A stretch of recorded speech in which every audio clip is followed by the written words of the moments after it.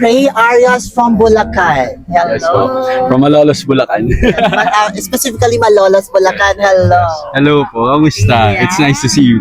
Last time Last time was the awards night, isn't it? Awards night, And yes. now you are here again competing for a national pageant. Yeah, again. Yeah, again. Because we are waiting for you.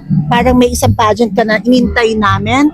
But walang Ray Arias na lumabas. But now, eto ka na naman at iniintay ng mga karamihan ng iyong mga followers and fans and pageant fans out there. Yes, yeah. Right now we're not gonna drop this po.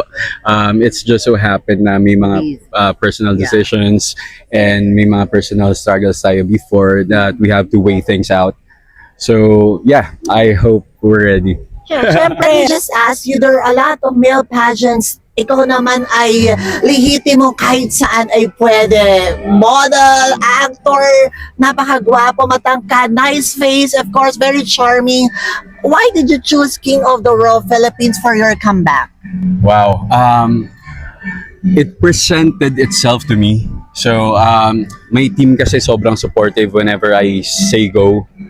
It's a go for them as well. Tapos, nung nag-express ako ng interest joining King of the World, tinignan agad nila kung nag-align ba siya sa branding ko, sa values ko, which is very, so much aligned. Kasi, ang core advocacy ng King of the World ay education saka yung iba't ibang mga social works na inaasikaso ni Nanay Meg.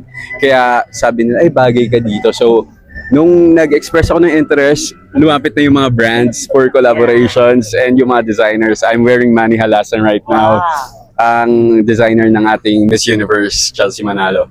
Yeah, I think I get a puksaan of the candidates of King of the World. Seeing a lot of candidates right now, perang very high caliber yata ang ating King of the World this batch. And again, of course, here are you, isa ka pa sa mga nagpapaingay at magpapalakas ng ating King of the World Philippines. What is your promise sa mga nag-iintay para sa iyo? Oh, promise.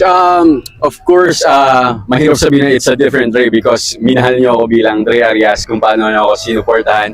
But what I can say is, kung nung title holder ako sa nakaraang pageant ko, naging batas yung advocacy ko, which is Eddie Garcia Act, under my reign. Yung organization ko ngayon yung tutulungan ko para mas marami pang sponsors, mas marami tayong mga trabaho.